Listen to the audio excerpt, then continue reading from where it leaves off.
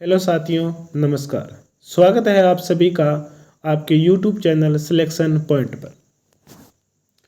साथियों, काफ़ी समय से हमारी क्लास नहीं आ रही थी, पिछले 15 दिनों से तो उसके लिए माफ़ी चाहता हूँ। परंतु आगे से हमारी क्लासें हैं राजस्थान के इतिहास से संबंधित, वो लगातार रहेगी, क्योंकि एग्ज़ाम भी हमारे कंप्लीट हो गए हैं 5वीं 8वीं और 10वीं और 12वीं के, तो उतना काम का प्रेशर रहेगा नहीं, तो क्लासें भी हमें आसानी से बना लेंगे और अपलोड भी कर लेंगे। ठीक है। और जो हमारी लास्ट क्लास थी उसमें हमने राजस्थान के जो किसान आंदोलन हैं उनके बारे में पढ़ा था। ठीक है। प्रारंभ में हमने क्या किया कि किसान आंदोलन से संबंधित जो महत्वपूर्ण पॉइंट है प्रत्येक किसान आंदोलन के बारे में उन पर चर्चा की, और अंत में एक प्रश्नोत्तरों की से संबंधित एक क्लास लेकर के आए थे, जिसमें हमने देखा था कि किस प्रकार के प्रश्न पूछे गए हैं, कहाँ से प्रश्न पूछे गए हैं, और आगे भविष्य में जो परीक्षा होने वाली है उसमें कहाँ से प्रश्न पूछे जा सकते हैं और किस प्रकार के प्रश्न पूछे जा सकते हैं, उन सभी पॉइंटों पर हमने बात की थी। ठीक है। आज की जो हमारी क्लास रहेगी वो रहेगी राजस्थान के प्रमुख जनजातीय आंदोलन से संबंधित। ठीक है। और क्लास को शुरू करने से पहले मैं आप सभी का स्वागत करता हूं हमारे YouTube चैनल सिलेक्शन पॉइंट पर। अगर आप पहली बार हमारे चैनल पर पधारे हैं तो हमारे YouTube चैनल सिलेक्शन पॉइंट को सब्सक्राइब कीजिए और बेल आइकन को भी प्रेस कीजिए, ताकि हमारी जो भी नए अपडेट हो, नए वीडियो हो, वो उसका नोटिफिकेशन आपको प्राप्त हो जाए। ठीक है साथियों, चलिए शुरू करते हैं आज की क्लास। और जैसा कि मैंने आपको पहले ही बताया था और हर बार क्लास में बताता हूं कि हमारी जो ये क्लासें हैं वो सिर्फ और सिर्फ RBSE NCERT की किताबों पर और इसके अलावा हिंदी ग्रंथ अकादमी की पुस्तकों पर ही आधारित है। इसके अलावा और किसी भी सोर्स का इस्तेमाल इसमें नहीं किया गया। ठीक है। सोर्स बहुत है, उनमें टिप्पणियां भी बहुत ज़्यादा की है, और वो मैटर इतना ज़्यादा हो जाता है कि हमें सही समय पर उसे पढ़ भी नहीं पाते हैं।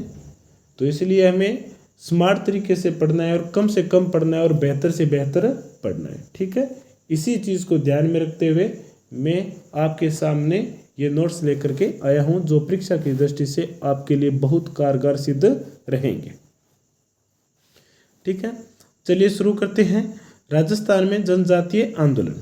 राजस्थान में जनजातीय आंदोलन में आप ज़्यादातर हमारे दिमाग में सिर्फ दो ही जाति आती है जनजातियाँ, एक मीणा और दूसरे भील। परंतु मेर जनजातीय आंदोलन भी है, जिसका जिक्र कक्षा 9 की जो पुस्तक है राजस्थान के स्वतंत्रता आंदोलन, उस किताब में इस जाति के बारे में भी जिक्र किया हुआ है। आज तक इस जनजाति के बारे में प्रश्न नहीं पूछा गया है, परंतु ये जनजातियों से संबंधित होने के कारण आगामी जो परीक्षा होने वाली है, सेकंड ग्रेड है, फर्स्ट ग्रेड है, उसमें पूछे जाने की संभावना है। ठीक है। तो उस पर हम चर्चा करते हैं। मेर विद्रोह, जिसका जो समय पीरियड रहा है वो है 1818 से लेकर के 1824 तक। ठीक है। आंदोलन के बारे में पढ़ने से पहले थोड़े से इसके बारे में थोड़ी जानकारी देख लेते हैं कि मेरवाड़ क्षेत्र में मेर जनजाति रहती थी। ये मेरवाड़ क्षेत्र कौन है? अजमेर और उसके आसपास का जो क्षेत्र है, जिसमें कुछ भाग मारवाड़ का भी आता है और कुछ मेवाड़ का, वहाँ पर एक मेर जनजाति रहती थी, जो कि कहाँ पर? जंगलों में निवास करती थी। अंग्रेजों ने क्या किया, इस जनजाति को अपने नियंत्रण में रखने का प्रयास किया था, और यही वो कारण था कि जिससे ये एक क्रांतिकारी रूप ले लिया और ये आंदोलन की भावना भी उनमें जागृत हो गई थी। ठीक है। अगर सामान्य रूप से देखा जाए तो अंग्रेज ये नहीं चाहते थे कि हमें इन्हें पूर्ण रूप से अपने नियंत्रण में रखना है। वो सिर्फ यही चाहते थे कि इस जनजाति को भी समाज के अन्य तबके के साथ जोड़ा जाए, क्योंकि जनजातियाँ थी तो वो अपने आज भी और उस समय भी अपने जो परंपरावादी विचारों थे उनको अपना रखी थी। तो अंग्रेज अधिकारी वो यही चाहते थे कि इनका जो मानवीय विकास है वो कहीं अवरुद्ध ना हो जाए इन रूढ़िवादी सोचों के कारण। तो इन्हें समाज से जोड़ने का उनका मुख्य उद्देश्य था। ठीक है। परंतु मेर जनजाति को वो उनकी अपनी संस्कृति और परंपरा पर एक प्रकार का प्रहार समझा था, जिसके कारण वो विद्रोह की भावना उनमें जागृत हो गई थी। ठीक है। और अंग्रेजों ने किस प्रकार इन मेर जनजातियों के जो हिंसक भावना थी, उनके विद्रोह को किस प्रकार कुचला, उसके बारे में हम लाइन टू लाइन पढ़ते हैं। मेर द्वारा आबाद अंग्रेजों के आगमन से पूरे सीधे तौर पर किसी भी राजनीतिक सत्ता के नियंत्रण में नहीं थे। ठीक है। मेर जो जनजाति थी वो अंग्रेजों को आगमन से पहले वो स्वतंत्र रूप से जंगलों में रहती थी और अपनी परंपरागत जीवन शैली को व्यतीत करती थी। मेरों के द्वारा आबाद क्षेत्रों के भूभाग में मेवाड़, मारवाड़ और अजमेर के अंतर्गत थे, किंतु मेरों पर इनका राजनीतिक और प्रशासनिक नियंत्रण नहीं था। ये जनजातियां थी। जनजातियां क्या करती थी, कभी किसी स्थान पर कभी किसी स्थान पर इधर उधर से भटकती रहती थी। इनका किसी भी क्षेत्र पर अपना राजनीतिक और प्रशासनिक अधिकार नहीं था। चलिए आगे चलते हैं। सर्वप्रथम अंग्रेजों ने इन्हें पूर्ण नियंत्रण में लाने का प्रयास किया था और यही मेरे विद्रोह का प्रमुख कारण बना था। अंग्रेज क्या चाहते थे कि वो अपने मेरों को पूर्ण रूप से अपने नियंत्रण में लाए और अपने नियंत्रण में लाने के बाद में उसे समाज के अन्य तबकों के साथ उसे जोड़ा जाए, ताकि इनमें भी जो मानवीय सामाजिक भावना है वो विकसित हो सके। परंतु मेरों ने इसे अपना अपमान समझा और वो विद्रोह की भावना जागृत कर बैठे। सन 1818 में अजमेर के एक अंग्रेज सुप्रिटेंडेंट ने, जिसका नाम है एफ विल्डर, ने झाक, अब इस झाक शब्द को आप विशेष रूप से ध्यान में रखना, मेर विद्रोह से संबंधित है।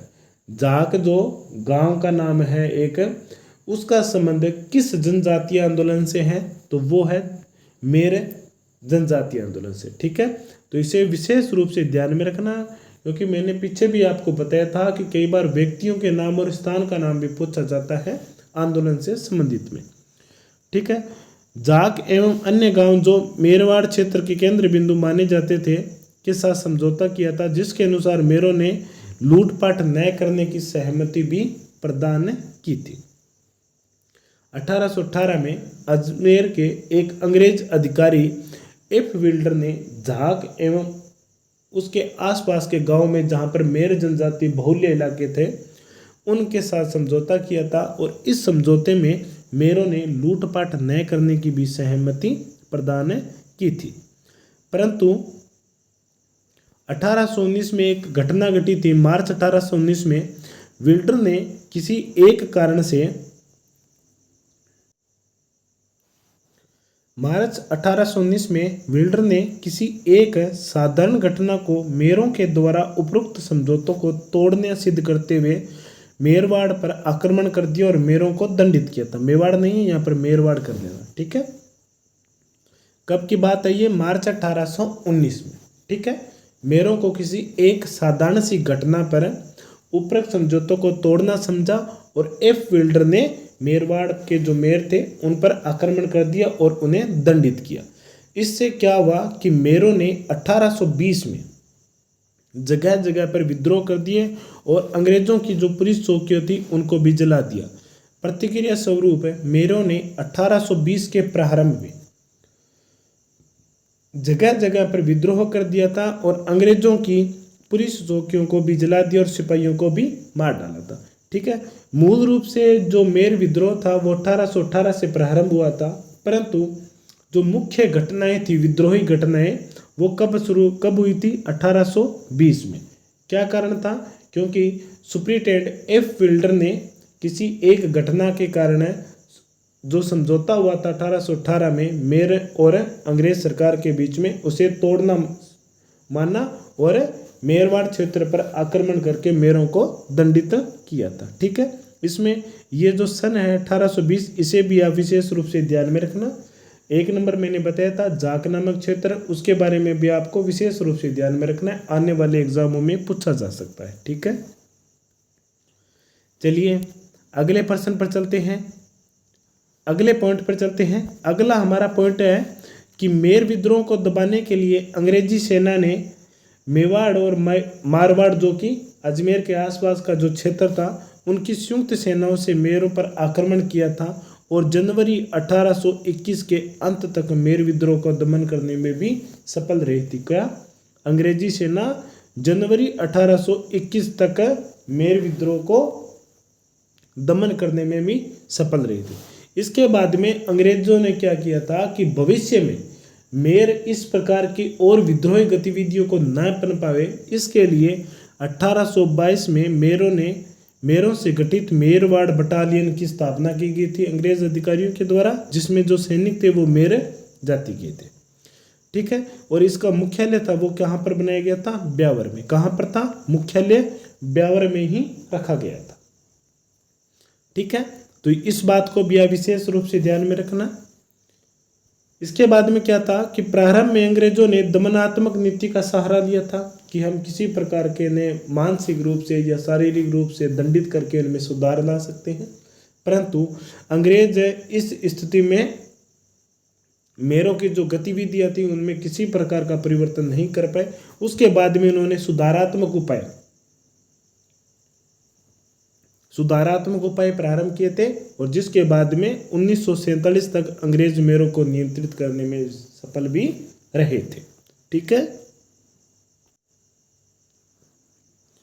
है, सुधारात्मक उपाय में जैसे मेरवाड़ बटालियन का गठन कर दिया, उसमें मेर जनजाति के ही व्यक्तियों को सिपाही के रूप में तैनात कर दिया और धीरे धीरे उनकी जो रूढ़िवादी परंपरागत सोच थे उनके बारे में उन लोगों को शिक्षित करते रहे कि इस सोच से आप समाज के अन्य तबकों से अलग अलग रह जाओगे। इस प्रकार के प्रयासों से, सुधारात्मक प्रयासों से ही अंग्रेज 1947 तक मेरों को नियंत्रण में कर पाए थे। ठीक है, ये था हमारा मेर विद्रोह, जनजातियों का जो विद्रोह था उनके बारे में। इसके मेर विद्रोह के बारे में ज़्यादा महत्वपूर्ण पॉइंट नहीं है, कुछ पॉइंट ऐसे हैं जो परीक्षा की दृष्टि से बहुत महत्वपूर्ण रहेंगे। नंबर 1 कि हमने बात की थी मेर कौन थे। मेर एक जनजाति थी जो कि मेरवाड़ के आसपास के क्षेत्रों में रहती थी।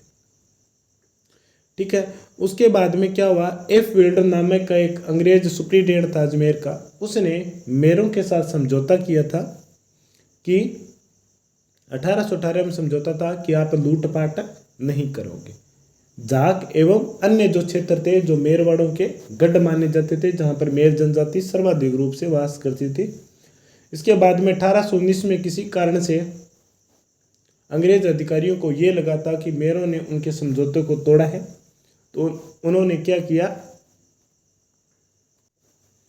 तो अंग्रेज अधिकारियों ने मेरों को दंडित किया था, जिसके विरुद्ध में 1820 में विभिन्न स्थानों पर मेरों ने आक्रमण कर दिया और 1821 तक अंग्रेज अधिकारियों ने मेवाड़ और मारवाड़ की संयुक्त सेना की मदद से मेरों के विद्रोह को कुचल दिया था और 1822 में मेरवाड़ बटालियन का भी स्थापना की थी, जिसका मुख्यालय था ब्यावर में।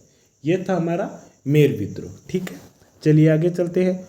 आगे हम पढ़ेंगे भील विद्रोह के बारे में कि किस प्रकार भीलों ने विद्रोह किया था। अब देखो, विद्रोह का कोई ना कोई एक कारण रहा होगा, जो कि क्या होगा कि सार्वभौमिक होगा, वह सभी पर समान रूप से लागू होगा। किसान आंदोलन था तो क्या कारण थे कि लागबाग अधिक थी। उसी प्रकार भील विद्रोह का कारण क्या था कि जैसे जब तक अंग्रेज अधिकारी नहीं आए थे ना, तब तक भील और विभिन्न जनजातियां अपने जंगलों में वास करती थी और सुरक्षित थी, परंतु जैसे ही अंग्रेज आए तो उन्होंने क्या किया, जंगलों पर अपना नियंत्रण करना प्रारंभ कर दिया, क्योंकि वहाँ पर विभिन्न प्रकार के खनिज मिलते थे, पेड़ पौधों से विभिन्न प्रकार की कीमती लकड़ियाँ मिलती थी।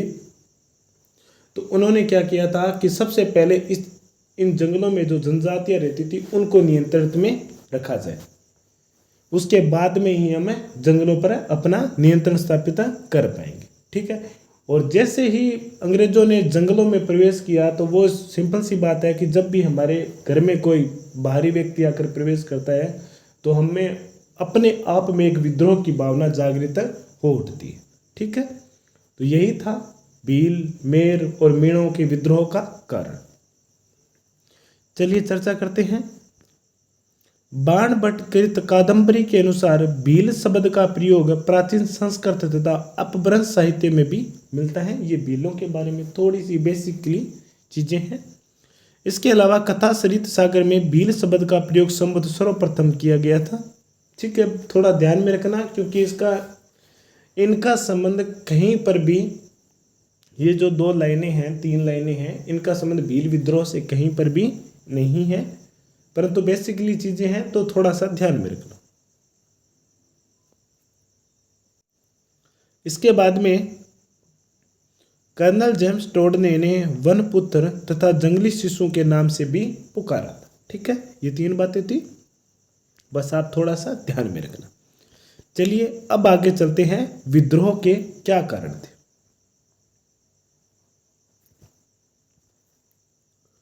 1818 में उदयपुर राज्य के भीलों ने अनेक कारणों से विद्रोह किए थे। अब मूल रूप से उदयपुर क्यों है, क्योंकि जो भील थे वो उदयपुर, डूंगरपुर, बांसवाड़ा, प्रतापगढ़ और गुजरात और ईडर राज्य, यहीं पर भी यहीं वो क्षेत्र था जहां पर भील मूल रूप से केंद्रित थे। ठीक है, तो भील विद्रोह की जो शुरुआत हुई थी वो उदयपुर से हुई थी, राजस्थान में। ठीक है, 1818 में उदयपुर राज्यों के भीलों में अनेक कारण थे विद्रोह के। तो पहला कारण ये था कि अंग्रेज आ गए, और अंग्रेज ने आकर के क्या किया था, भीलों पर विभिन्न प्रकार के कर थोप दिए। ठीक है, कर थोपने के बाद में उन्होंने क्या किया, भीलों का दमन करना प्रारंभ कर दिया था। वो किस प्रकार किया कि या तो अगर कर नहीं दोगे तो आपको जंगल से निर्वासित कर दिया जाएगा, या आपकी जमीन हड़प ली जाएगी, या आपके परिवार के साथ शोषण किया जाएगा। इस प्रकार अनेक रूप थे शोषण के। ठीक है, एक कारण था कि अंग्रेजों ने भीलों पर अनेक प्रकार के कर थोप दिए, जिससे अंग्रेजों की भील दमन नीति ने विद्रोह को जन्म दिया था। एक कारण था भीलों के विद्रोह का। ठीक है, एक अन्य और कारण क्या था कि उस समय ईस्ट इंडिया कंपनी ने जो रियासतों के साथ सहायक संधि की थी, उसमें क्या हुआ था कि उदयपुर राज्य का जो आंतरिक प्रशासन था वो कर्नल जेम्स टोड ने अपने हाथों में ले लिया था, और उन्होंने भीलों को अपने नियंत्रण में लाने का प्रयास किया था, क्योंकि उनका मुख्य उद्देश्य था कि जंगलों से विभिन्न प्रकार के खनिज संपदा निकालना, पेड़ पौधों से लकड़ियां प्राप्त करना। ठीक है, तो उन्होंने क्या किया था कि सबसे पहले हम भीलों को ही नियंत्रित करेंगे। तो ये विद्रोह के 2 कारण हो गए। इसके अलावा एक कारण और भी था कि 1818 की संधि के बाद में देसी सेना को भंग कर दिया गया, जिससे बेरोजगारी भी बढ़ गई थी। ठीक है, देसी सेना को भंग कर दिया गया था। अब देसी सेना को भंग करने से क्या हुआ, तो कुछ भील जनजातियों के भी व्यक्ति थे, युवा पुरुष थे, जो कि सेनाओं में शामिल थे। तो उनको सेना से निर्वासित किए जाने से उनमें बेरोजगारी बढ़ गई थी। अब बेरोजगारी बढ़ेगी, कोई काम नहीं मिलेगा, तो व्यक्ति क्या करेगा, अपने पेट को भरने के लिए कोई ना कोई काम करेगा, और पेट भरने के लिए कुछ भी सही और गलत नहीं होता है, अपने परिवार का, खुद का, तो उसमें कोई भी सही और गलत की बात नहीं रहती है। ठीक है, तो भीलों ने क्या किया, विभिन्न प्रकार की चोरी, लूटपाट, डकैती आदि के कार्य करने प्रारंभ कर दिए थे, जिससे अंग्रेज और ज्यादा आक्रोशित हो गए थे और भीलों के दमन की पूर्ण रीति भी बना ली थी। ठीक है, चलिए आगे चलते हैं। आगे और क्या किया, जो अंतिम कारण था और मुख्य कारण था, तत्कालीन कारण माना जाता है। जिस प्रकार 1857 की क्रांति का जो तत्कालीन कारण था रॉयल एनफील्ड में बंदूकें, जिनके कारतूस को चलाने से पहले दांतों से काटना पड़ता था, और उन कारतूसों पर गाय और सूअर की चर्बी लगी हुई थी। यह तत्कालीन कारण था 1857 की क्रांति का। उसी प्रकार भीलों में भी क्रांति का एक तत्कालीन कारण क्या था कि भील अपनी पाल यानी कि अपनी बस्तियों के समीप गांव से रखवाली, जिसे चौकीदारी कर कहा जाते हैं, तथा अपने क्षेत्रों से गुजरने वाले माल यात्रियों से बुलाई, जिसे एक प्रकार का सुरक्षा कर नामक माना जाता है, वसूल करते थे। ठीक है, ये उनकी रोजी रोटी और रोजगार का मुख्य साधन था। तो टोड ने क्या किया, राज्य की आय व राजस्व में वृद्धि के प्रयासों से भीलों पर कठोर नियंत्रण स्थापित करने के ध्येय से भीलों से ये अधिकार भी छीन लिए गए थे। अब क्यों माने? जब अंग्रेजों को ये लगा था कि भील विभिन्न प्रकार के जो ठेकेदार जाते हैं, व्यापारी जाते हैं उनसे, और इसके अलावा जो विभिन्न आस पड़ोस के गांव हैं उनसे चौकीदारी और बुलाई कर लेते हैं, तो ये अंग्रेजों को कहाँ रास आने वाली बात थी। तो अंग्रेजों ने क्या किया कि इन प्रथा को, इनको बंद कर दिया। अब जो कर भील लेते थे वो कर कौन लेने लगे? अंग्रेज लेने लगे। ठीक है, तो भीलों में ये क्रांति का, उनमें विद्रोह की भावना का, आंदोलनकारी गतिविधियों का ये तत्कालीन कारण भी बन गया था। ठीक है, ये थे भीलों के विद्रोह के कारण। नंबर 1, अंग्रेजों के द्वारा उनके दमन नीति अपनाना। नंबर 2, जो देसी सेनाएं थी उनको बर्खास्त कर देना। नंबर 3, उनके जो अपने जो पारंपरिक निवास स्थान से उनसे वहाँ से निर्वासित करना। नंबर 4, जो भील रखवाली कर और बुलाई कर लेते थे जिससे अपना रोजगार चलाते थे, उनको भी समाप्त करना। ठीक है, चलिए आगे चलते हैं। आगे देखेंगे कि 1818 तक अंत तक उदयपुर राज्य के भीलों ने ये चेतावनी देते हुए अपनी स्वतंत्रता घोषित कर दी थी कि यदि सरकार उनके आंतरिक मामलों में हस्तक्षेप करेगी तो वह आंदोलनकारी नीतियों का अनुसरण भी करेगी थी। क्योंकि भील क्या होता है, कोई भी चीज़ होती है उसके बर्दाश्त करने की एक सीमा होती है, और उसके बाद में जब लगता है कि अब हमारे बर्दाश्त से परे है तो वो आंदोलनकारी या किसी न कोई गतिविधियों को अपनाने में मजबूर हो जाते हैं। 1820 के प्रारंभ में अंग्रेजी सेना के बयान दल ने विद्रोह को दबाने का प्रयास किया था, परंतु उन्हें सफलता नहीं मिली थी और भील विद्रोह को और अधिक तीव्र कर दिया था।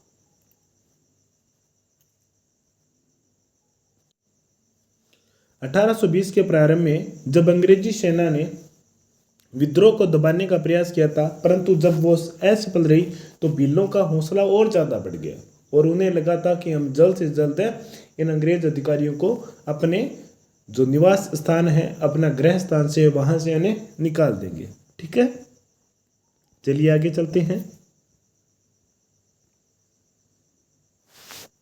इसके बाद में अंग्रेजी सेना ने क्या किया, रियासत की जो संयुक्त सेना थी, जनवरी 1823 में ब्रिटिश सेना ने अपने जो रियासत की संयुक्त सेनाओं जैसे कि मेवाड़ की, कोटा बूंदी की संयुक्त सेनाओं को मिलाकर भीलों के विरुद्ध अभियान चलाया और दिसंबर 1823 तक भील विद्रोह को एक बार दबाने में सफल रही थी। ठीक है, जनवरी 1823 से दिसंबर 1823 के बीच में अंग्रेजी सेना ने रियासतों की संयुक्त सेनाओं के साथ मिलकर विद्रोह को दबाने का प्रयास किया और वो सफल भी रही थी।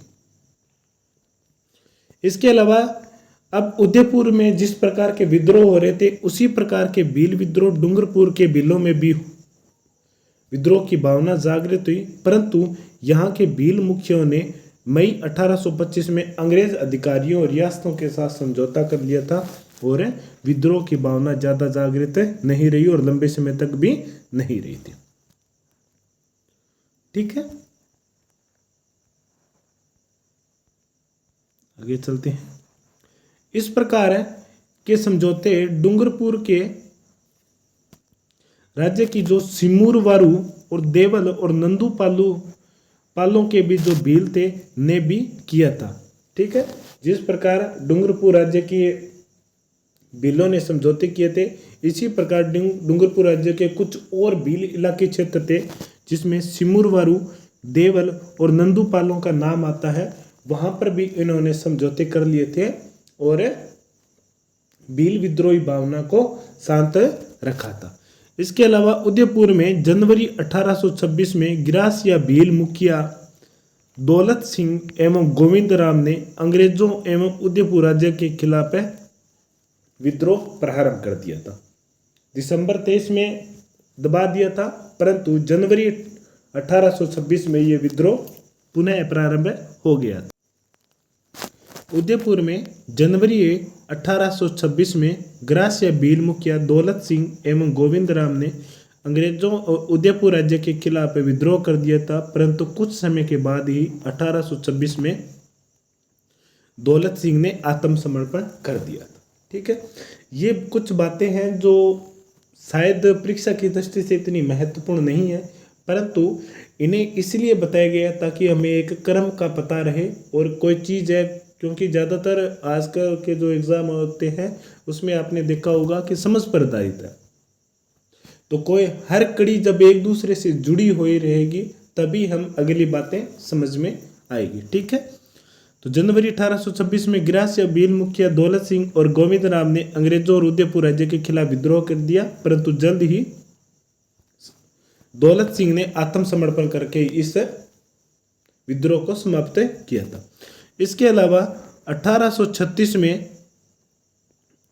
बांसवाड़ा में भील विद्रोह हुए थे, जिसे अंग्रेजी सेना की सहायता से बांसवाड़ा के महारावल ने तुरंत नियंत्रित भी कर दिया था। ठीक है, 1836 में जो बांसवाड़ा का शासक था वो थे भवानी सिंह जी थे। उन्होंने अंग्रेजों की सहायता से जल्द ही इस विद्रोह को भी समाप्त कर दिया था। अब तक जो विद्रोह उदयपुर डूंगरपुर पे था, अब वो विद्रोह आगे चल करके बांसवाड़ा तक भी पहुंच गया था। चलिए आगे चलते हैं। आगे यह पॉइंट है, ये बहुत महत्वपूर्ण है। इस पॉइंट में हम देखेंगे कि अप्रैल 1841 में गवर्नर जनरल ने अपनी सलाहकार परिषद की सलाह पर एक मेवाड़ भील कोर की गठन की स्वीकृति प्रदान की थी, जिसका प्रमुख उद्देश्य यही था कि मेवाड़ क्षेत्र में या उसके आसपास के क्षेत्र में जो भी भील क्रांतिकारी गतिविधियां पनपती है उन्हें उसी समय तुरंत उनको समाप्त कर दिया जाए। ठीक है, चलिए आगे चलते हैं। 1841 में मेवाड़ भील कोर की स्थापना की गई थी। इस बात का आप विशेष रूप से ध्यान में रखना। और इसका मुख्यालय कहाँ पर था? खेरवाड़ा में। जैसे कि मेरवाड़ा बटालियन की स्थापना कब हुई थी? 1822 में, और उसका मुख्यालय कहाँ था? ब्यावर में। उसी प्रकार 1841 में मेवाड़ भील कोर की स्थापना की गई थी, जिसका मुख्यालय खेरवाड़ा उदयपुर में था।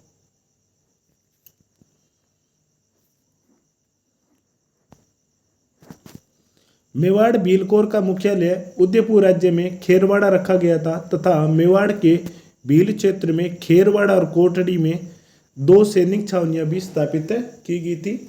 इन छावनियों का मुख्य उद्देश्य यही था कि जैसे ही कोई क्रांतिकारी गतिविधियां पनपती है, शुरू होती है या प्रारंभ होती है, तो उनको नियंत्रण रखा जाए और जल्द से जल्द उसकी सूचना अंग्रेज सुप्रीटेंडेंट अधिकारियों को बताई जाए। ठीक है, कुछ समय के बाद में, शांति के बाद में विद्रोह पुनः प्रारंभ हो जाता है। उसमें बांसवाड़ा राज्य के जो भील विद्रोह था वो 1846 में गुजरात में कुंवर जीवे बसाओ,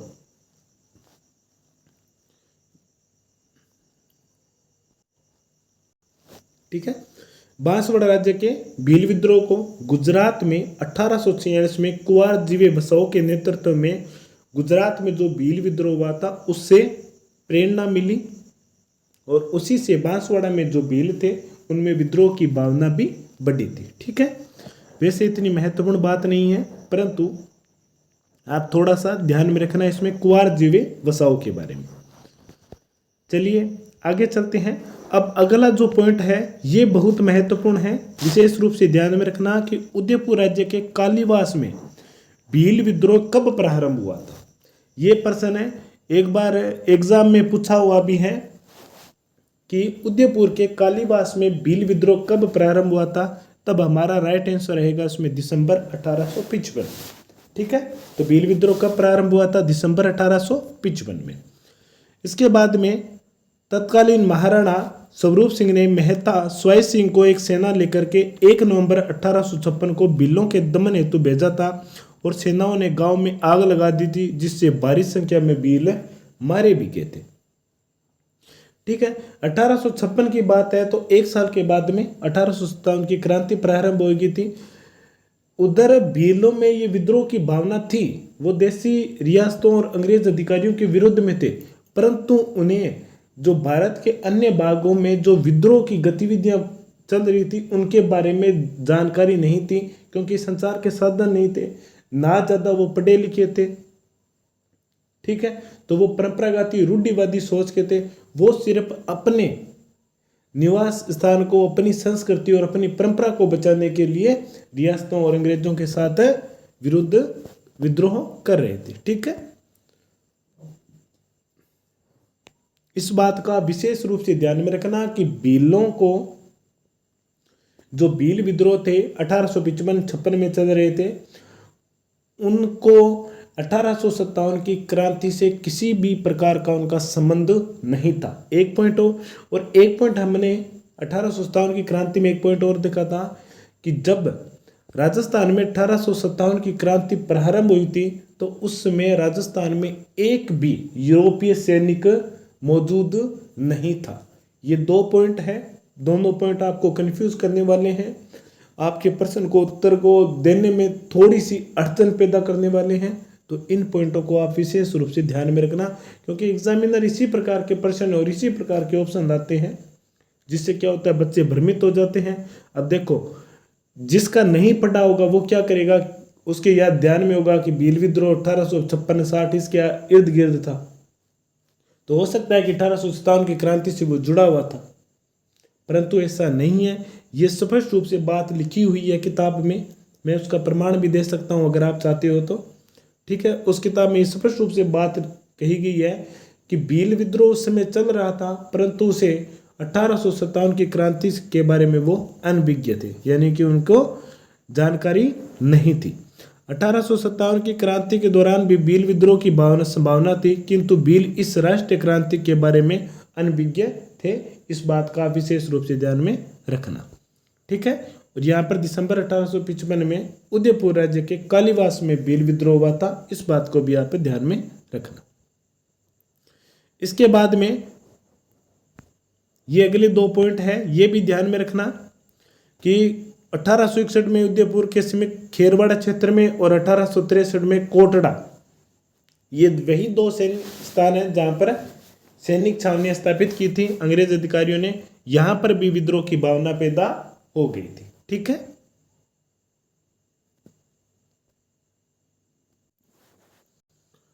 मेवाड़ भीलकोर के अधिकारी ने इस विद्रोह की जिम्मेदारी उदयपुर राज्य के प्रशासनिक अधिकारियों पर थोपी थी, जो भीलों के साथ दुर्व्यवहार करते थे। इसमें कोई ज़्यादा महत्वपूर्ण बात नहीं है, बात यही है कि कालीबास में दिसंबर 1855 में, खेरवाड़ा में 1861 में और कोटड़ा में 1863 में भील विद्रोह हुआ था। ठीक है, ये सन भी याद है रखना है, और ये जो स्थान का नाम है ये भी महत्वपूर्ण है, ये भी आपको याद में रखना है। चलिए आगे चलते हैं। बांसवाड़ा राज्य में चिलकारी एवं शेरगढ़ गांव के भील छापामार गतिविधियों के द्वारा अशांत थे, यानी कि वो क्रांतिकारी गतिविधियों को अपनाए हुए थे।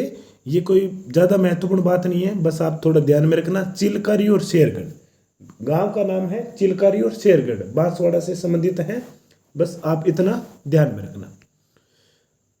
अब जो बात करते हैं उसमें देखेंगे कि 1881 से 82 में उदयपुर राज्यों के भील व अंग्रेज राज्यों के विरुद्ध उठ खड़े हुए थे। ये जो भील विद्रोह था 1881 और 82 का, ये भील विद्रोह अपने चरम बिंदु पर था। अब तक के जो भील विद्रोह थे वो छोटे मोटे थे, परंतु अब ये विद्रोह था वो एकदम पूरे जोश के साथ और पूरे विस्फोटक रूप में था, और ये 19वीं सदी का सबसे बड़ा जनजातीय आंदोलन भी माना जाता है। ठीक है, ये 19वीं सदी का सबसे बड़ा और भयानक भील विद्रोह सिद्ध हुआ था। असल में ये लंबे समय से एक तीव्र भील आक्रोश का विस्फोट था, क्योंकि छोटी छोटी गतिविधियां कर रहे थे, उनमें आपस में एकजुटता भी नहीं थी और अंग्रेज उनको दबा रहे थे। परंतु एक समय ऐसा आया 1881 और 82 में, जब भीलों ने एक साथ मिलकर के अंग्रेजों और रियासती शासकों के विरुद्ध विद्रोह कर दिया था।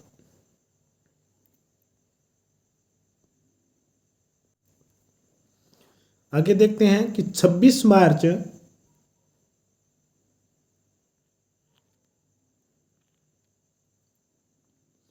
26 मार्च 1881 की रात को राज्य की सेना मामा अमान सिंह जो रियासत का था और सोनारगढ़, सोनार नहीं है, लोनारगन है शायद इसका नाम, लोनारगन है, आप प्रिंट में दिक्कत हो गई है ध्यान में रखना, लोनारगन जो कि एक अंग्रेज प्रतिनिधि था, और मामा अमान सिंह ये रियासत मेवाड़ रियासत का एक सेनापति था, और लोनारगन अंग्रेज अधिकारी था के नेतृत्व में 12 पाल पहुंची थी। अब ये 12 पाल नाम आप विशेष रूप से ध्यान में रखना। अगर हमने जो जनजातीय आंदोलन में पढ़ा है तो उसमें अगर सबसे महत्वपूर्ण पॉइंट है तो वो एक तो था झाक, अगर उसके बाद में दूसरा सबसे महत्वपूर्ण पॉइंट आता है तो वो है 12 पाल, इसके बाद में तीसरा अगर सबसे महत्वपूर्ण पॉइंट आता है तो वो है कालीबास।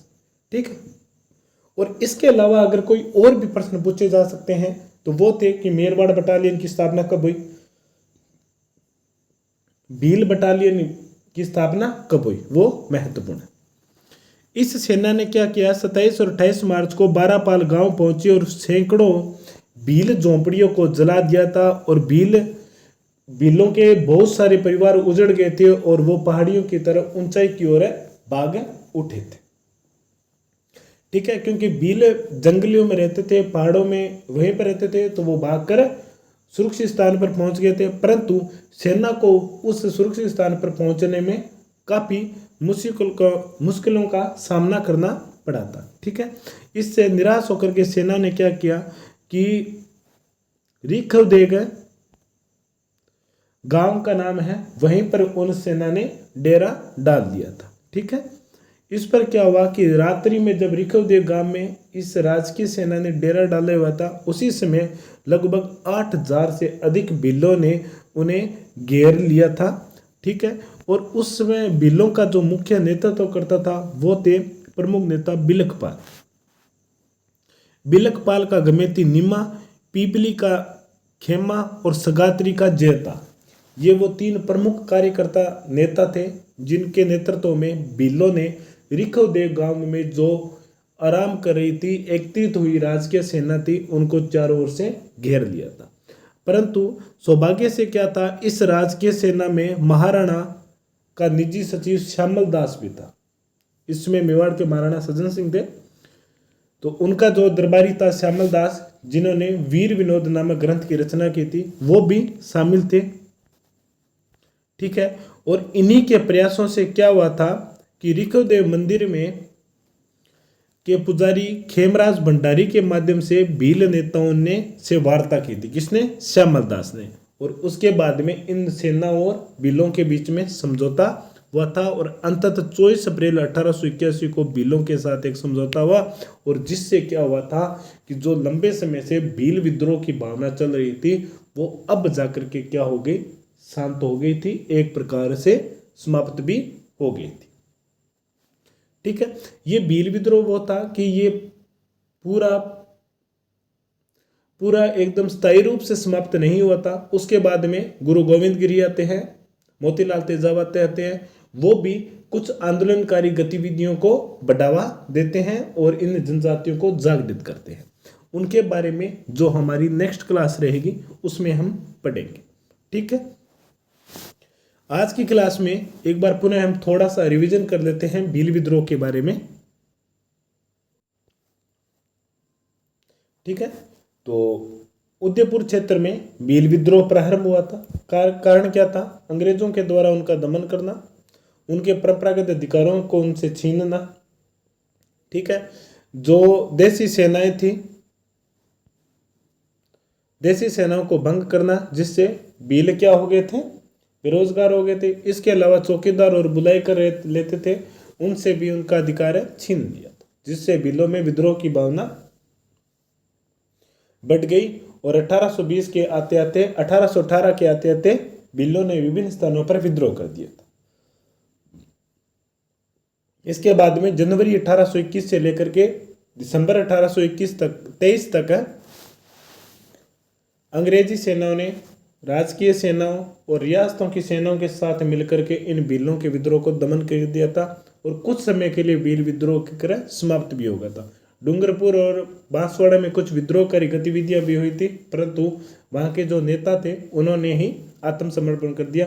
इसके बाद में जनवरी 1826 में उदयपुर में वापिस है दौलत सिंह और रमेश पाल ने भील विद्रोह की भावना को पैदा किया था, बढ़ावा दिया, परंतु कुछ समय के बाद में ही अमृतपाल ने अंग्रेजों के आगे आत्मसमर्पण कर दिया था। उसके बाद में सबसे महत्वपूर्ण जो भील घटना हुई थी वो कालीबास की थी दिसंबर 1855 में। ठीक है, इसके बाद में खेरवाड़ा में 1861 और कोटड़ी में 1863।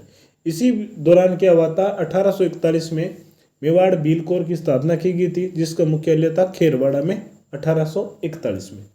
इसके बाद में जो सबसे महत्वपूर्ण घटना थी वो थी मार्च 1881 की, जब राजकीय सेना में जिसमें लोनारगन अंग्रेज अधिकारी और मामा अनाम सिंह जो कि रियासत सेना था उनका सेनापति था, इन्होंने मिलकर 12 पालो नामक गांव में भीलों को घेरा और उनकी झोंपड़ियों को घर को जला दिया, जिसमें सैकड़ों भील मारे गए थे।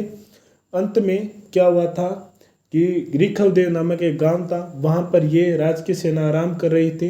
तो उसी रात्रि को क्या हुआ था कि भीलों की 8000 से अधिक सेना ने उनको चारों ओर से घेर लिया था।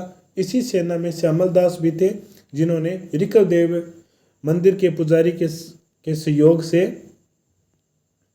भीलों के साथ समझौता किया और ये समझौता हुआ था 24 अप्रैल 1881 को, और एक बार भील विद्रोह को समाप्त कर दिया गया था और भीलों के जो उनके परंपरागत अधिकार थे वो उनको वापस भी लौटा दिए थे, और कुछ समय तक भील विद्रोह क्या रहा था, ये शांत ही रहा था।